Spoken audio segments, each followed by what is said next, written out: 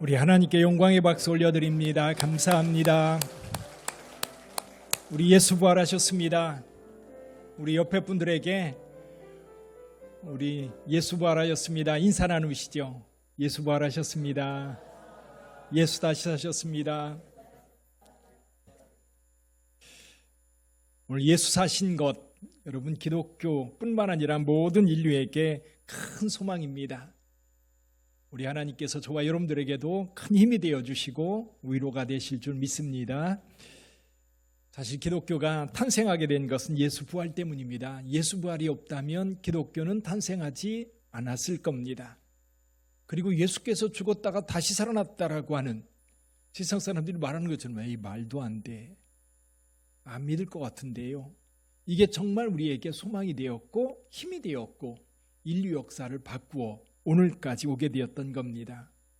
여러분 예수 부활을 믿으십니까? 여러분들도 부활하실 줄 믿습니다.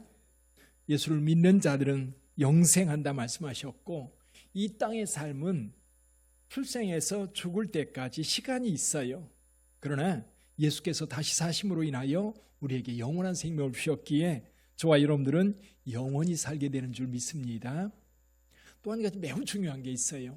예수를 믿는 이 믿음 안에서 죽음 가운데서 부활하셨다고 한다면 우리가 이 땅을 살면서 살다 보면 힘든 일 많아요. 그렇죠? 아마 오늘 여러분들 나와서 여러분이 가지고 있는 걱정 털어놓으면 한이 없을 거예요. 근데 여러분 그 걱정거리들이 여러분의 삶을 지배하지는 않습니다. 왜 그렇습니까? 예수께서 다시 살아나셨거든요. 그러면 우리가 가지고 있는 걱정, 근심들 별거 아니에요. 죽음도 이기셨다면 조금 힘들게 하는 것들 그냥 다 털어버리세요. 가볍게 여기세요. 그리고 죽음에 대한 두려움. 오늘 아침에 부활절 새벽 예배 드리는데 홍정일 목사님 그렇게 얘기하더라고요. 죽음을 두려워하는 이유는 뭐 때문이에요? 죽음으로 끝나지 않기 때문이래요. 사람들은 그걸 모르는 거예요. 그러니까 겁나는 거예요. 죽음 이유가 겁나는 거예요. 죽음이 끝이라고 한다면 두려울 일 뭐가 있어요? 그냥 죽으면 그만이지. 그래서 막 사는 사람들이 그렇게 사는 거예요. 근데 여러분 우리에게는 예수를 믿든 안 믿든 죽음 뒤에 뭐가 있어요. 죽음 뒤에 뭔가가 있어요. 그래서 예수를 믿는 자들은 죽음 뒤에 분명히 뭔가 있다는 사실을 알아요. 이게 뭡니까? 하나님의 심판이 있고요. 그 심판 너머에 두 길이 있어요.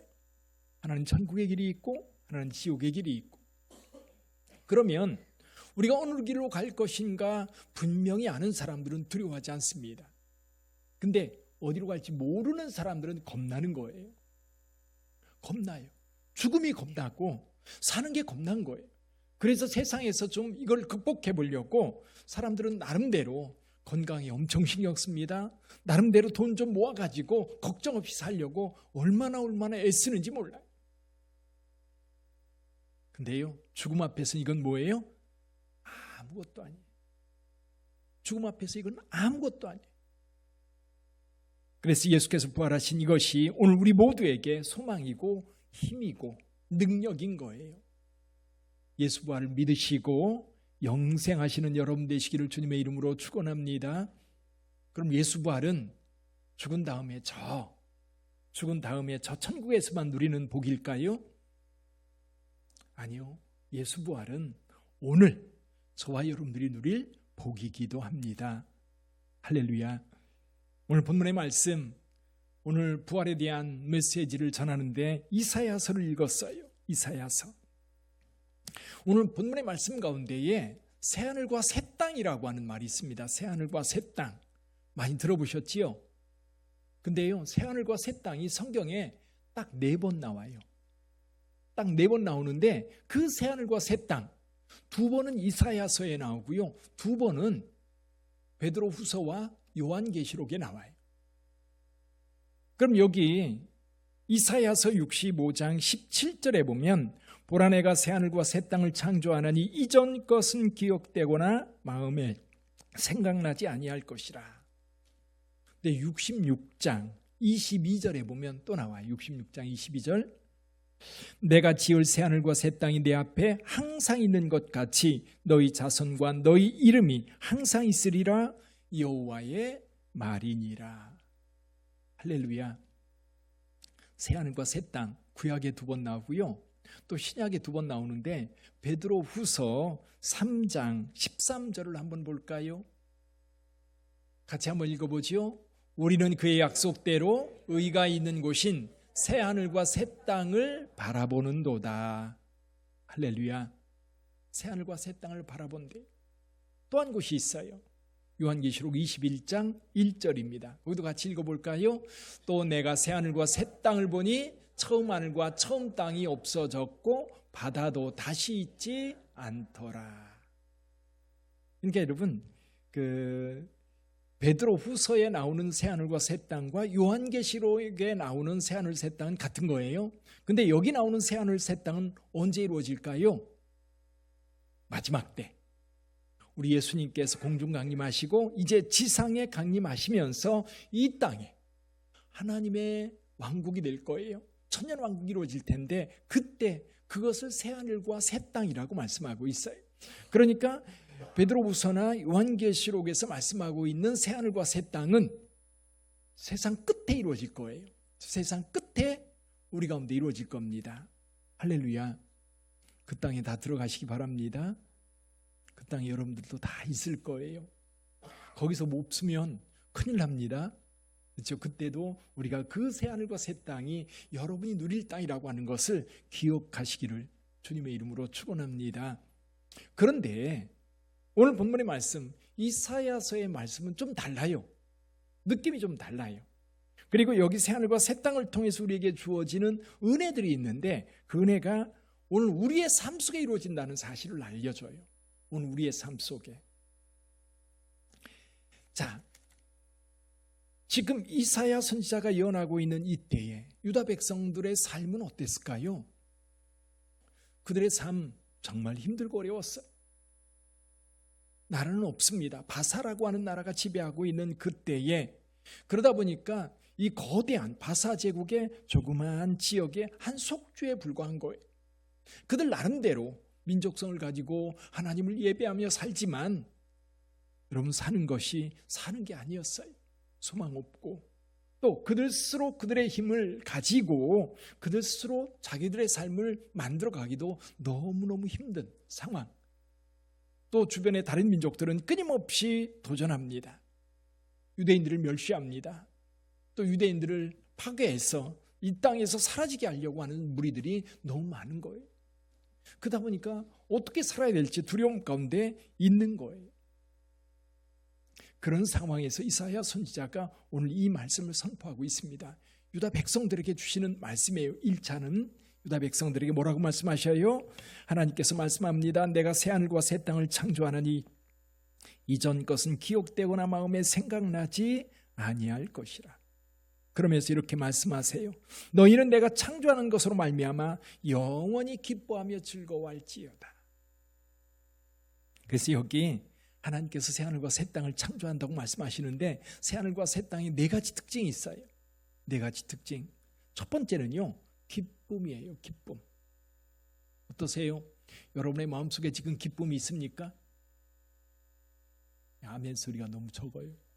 큰 소리로 아멘 해보세요. 아멘. 여러분 안에 기쁨이 있습니까? 부활의 예수께서 여러분 안에 계시다면 그 기쁨이 있는 줄 믿습니다. 우리 하나님께서 그걸 창조하시겠다는 거예요. 새하늘과 새 땅을 창조해서 그 안에 있는 자들에게 그 기쁨을 주시겠다는 겁니다. 우리 여기 18, 19절, 18절 먼저 읽어보죠. 18절. 너희는 내가 창조하는 것으로 말미암아 영원히 기뻐하며 즐거워할지니라. 보라, 내가 예루살렘을 즐거운 성으로 창조하며 그 백성을 기쁨으로 삼고. 19절. 내가 예루살렘을 즐거워하며 나의 백성을 기뻐하리니 우는 소리와 부르짖는 소리가 그 가운데서 다시는 들리지 아니할 것이며. 할렐루야. 하나님께서 창조한 새하늘과 새 땅은 그 특징이 뭐라고요? 기쁨. 기쁨. 여러분 가운데 기쁨이 있습니까? 그 기쁨. 사도 바울은 그랬어요. 늘 우리한테 기뻐하라고 그랬어요. 자기는 감옥에 갇혀서 고통 가운데 있으면서도 내가 다시 말하노니 기뻐하라. 계속해서 기뻐하라고 말씀하셨어요. 여기 새하늘과 새 땅 두 번째 특징, 장수한대요. 장수. 20절 읽어볼까요? 20절. 거기는 날수가 많지 못하여 죽는 어린이와 수완이 차지 못한 노인이 다시는 없을 것이라. 곧 100세에 죽는 자를 젊은이라 하겠고 100세가 못되어 죽는 자는 저주받은 자이리라. 원래 하나님께서 처음 인간을 창조하셨을 때 오래 살았어요. 얼마나 오래 살았느냐면요, 처음 창조했던 아담 몇 살까지 사는지 아세요? 950까지 살았어요. 할렐루야. 무두셀라는 몇 년 살았어요? 969년을 살았어요. 노아는요? 노아도 보니까 950세를 살았어요. 자, 나중에 이제 노아의 홍수 이후에, 홍수 때 어떤 일이 벌어졌냐면 땅에서 깊은 샘이 터졌습니다. 그리고 하늘 궁창이 터져가지고 하늘에서 비가 쏟아지면서 온 세상을 물로 덮었어요. 그리고 노아의 홍수가 끝난 다음에 하나님께서 인간의 수명을 몇 년으로 규정하셨어요? 120세로 규정했습니다. 그런데도 불구하고 사실 아브라함 같은 경우 175세를 살았고요. 요셉 같은 경우 110세까지 살았어요.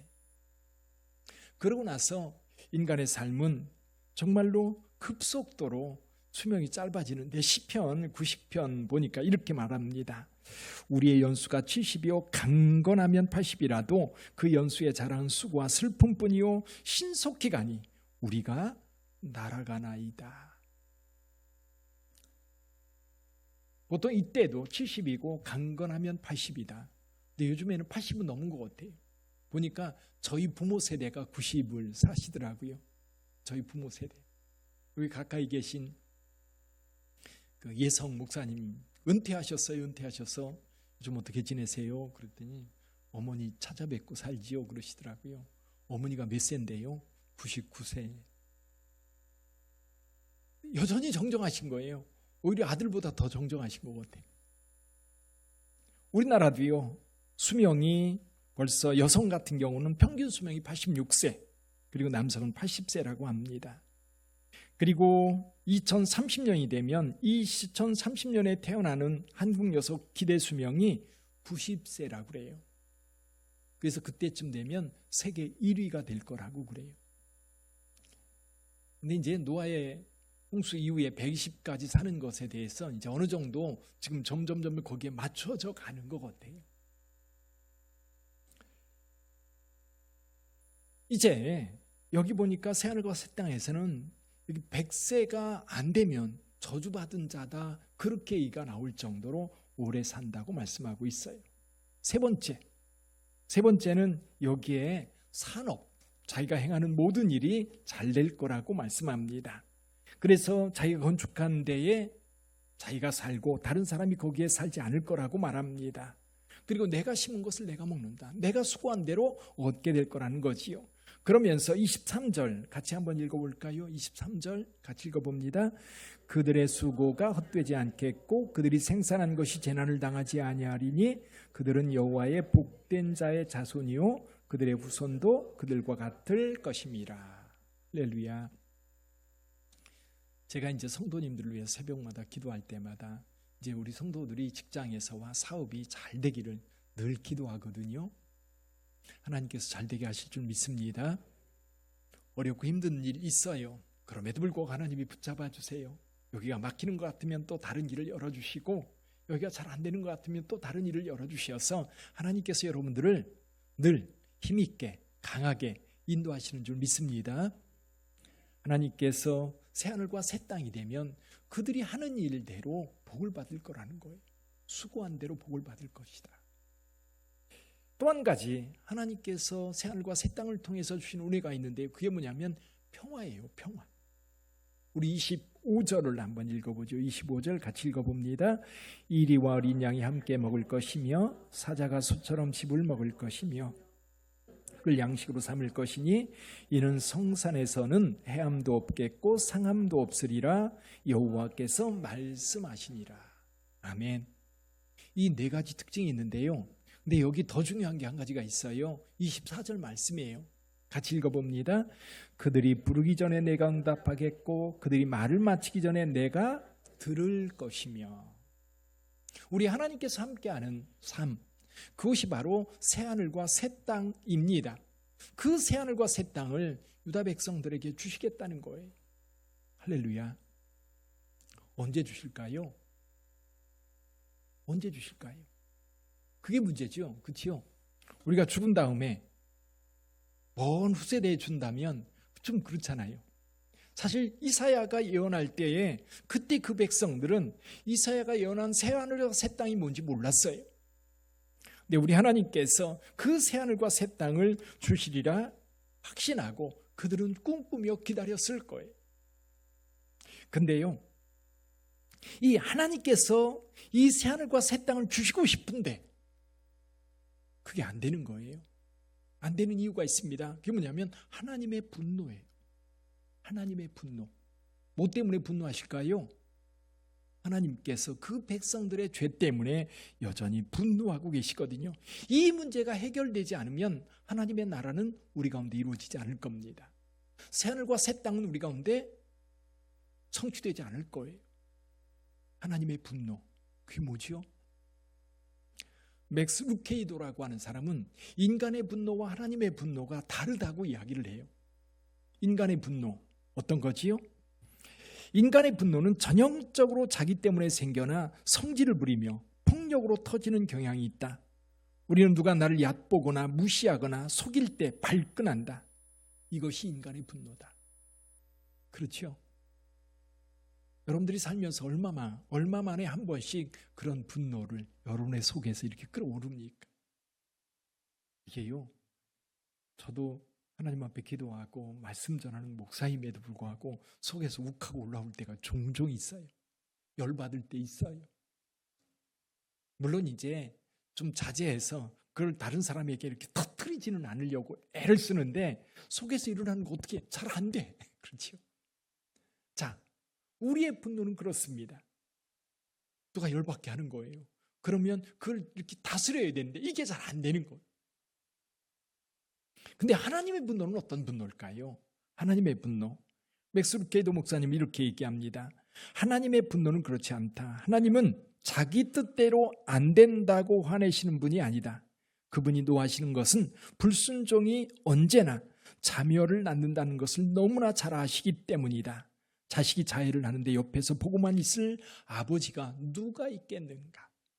하나님의 백성들이 그 죄에서 떠나지 않고 죄악 가운데 머물다 보니까 그 죄의 결말은 뭐예요? 사망인 거예요. 그래서 이 죄악에서 빨리 벗어나야 되는데 이스라엘 백성들이 벗어나질 않고 그걸 붙잡고 있는 거예요. 우상 숭배에 빠져 있는 거예요. 그래서 하나님은 선지자를 끊임없이 보내면서 돌아오라, 회개하고 돌아오라고, 내게로 돌아오라고 그렇게 외쳤지만 이스라엘 백성들은 돌아오지 않았어요. 그래서 하나님은 극단적인 조치를 취하셨지요. 북이스라엘은 압수르에 완전히 멸망당했고, 그래도 남겨뒀던 남유다조차도 하나님 앞에 돌아서지 않아서 어떻게 하셨어요? 바벨론이라고 하는 돌을 사용해서 예루살렘 성전, 거기 있는 하나님의 전까지도 다 불태워버렸어요. 그리고 일부만 남겨서 바벨론 포로로 머물게 했습니다. 하나님께서 극단의 조치를 취하셨어요. 근데 이스라엘 백성들이 깨달았습니까? 잠깐 깨닫는 듯 됐는데 이사야가 예언할 때 당시만 해도 여전히 하나님의 분노 가운데 머물러 있을 수밖에 없었어요. 그래서 여러분 65장 우리가 읽었는데요. 65장 이전에 64장을 보면 이사야가 하나님 앞에 통곡하며 기도하는 내용이 나와요.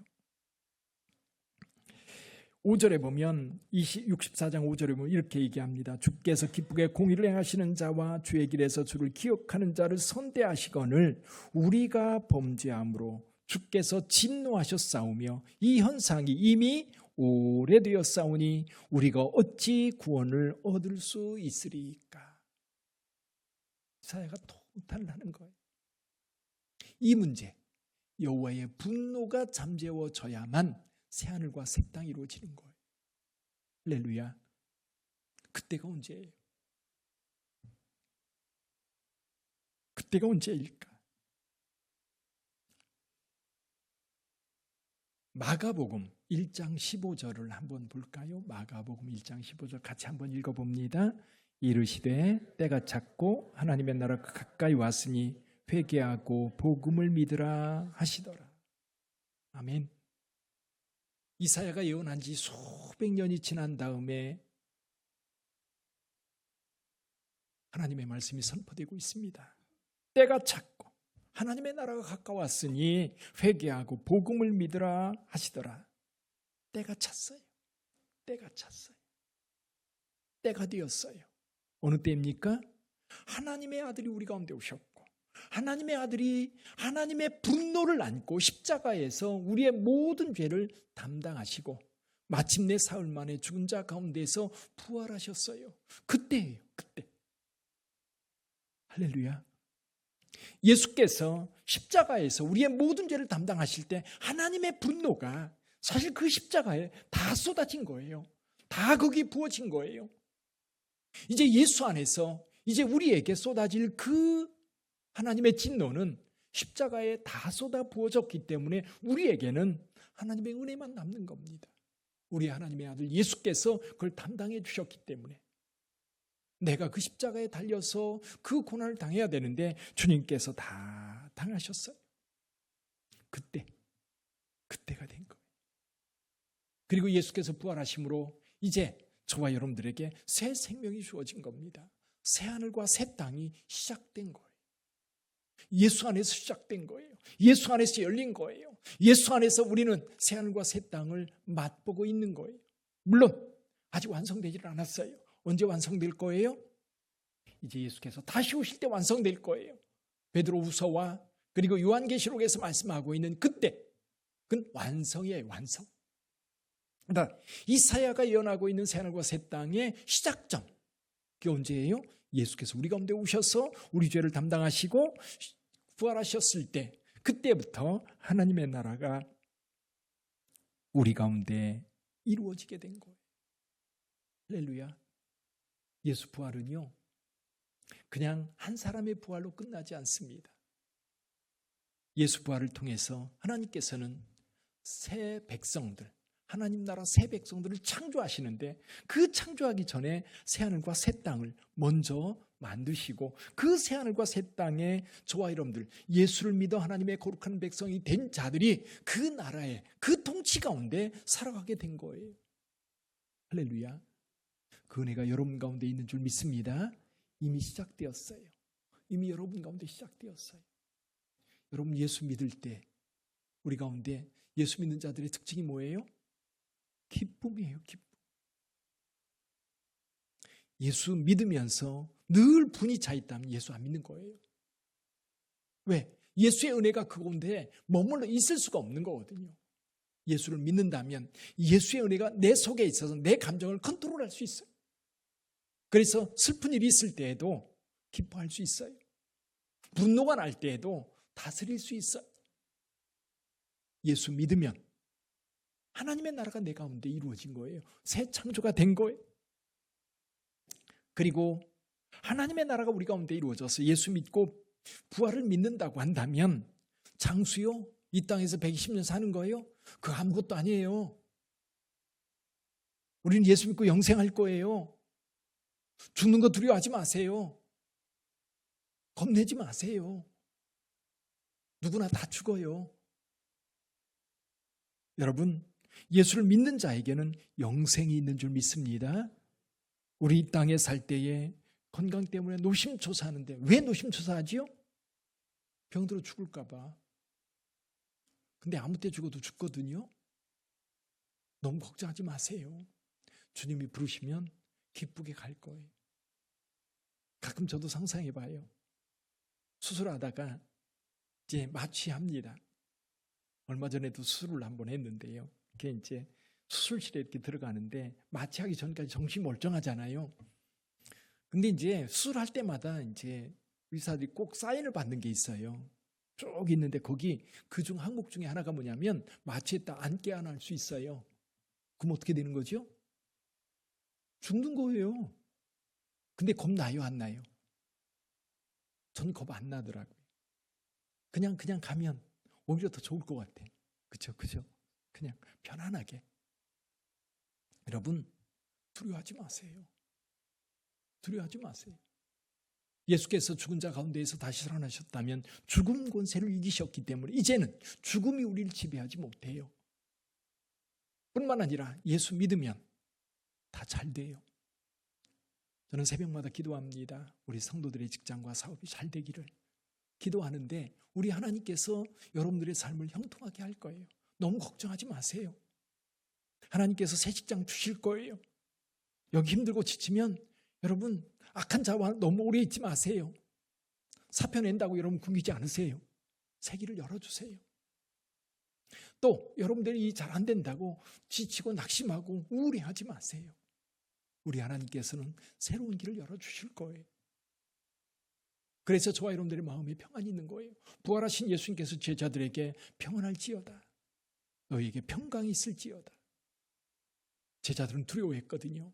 예수께서 죽으시고 무덤에 묻혔을 때에 제자는 어떻게 할 줄을 몰라가지고 두려워할 때에 주님께서 나타나셔서 너에게 평강이 있을지어다.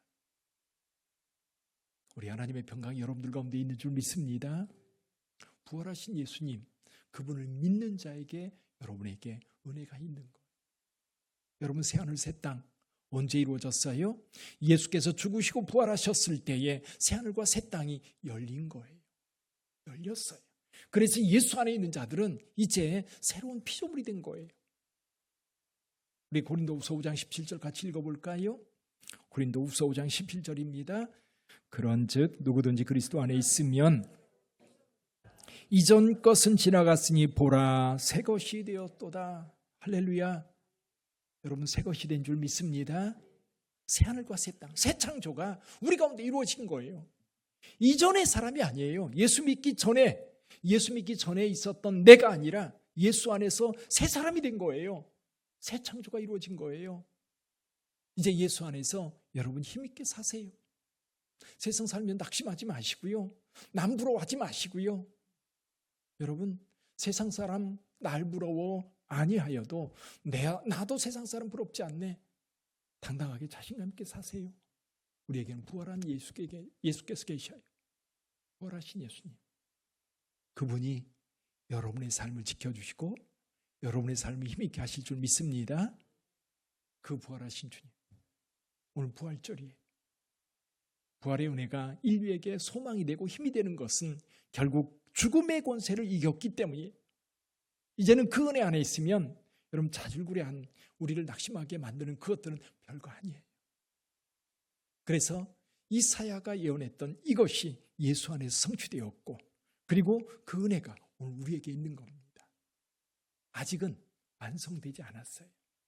아직은 편안하지 않아요. 그렇지만 마지막 때 이루어졌을 때 우리 모두는 공중에서 주를 영접하면서 할렐루야 찬송하며 주님을 기쁘게 맞이하게 될 거예요. 그 나라를 소망하면서 이 땅에서 승리하는 여러분 되시기를 주님의 이름으로 축원합니다. 기도하겠습니다.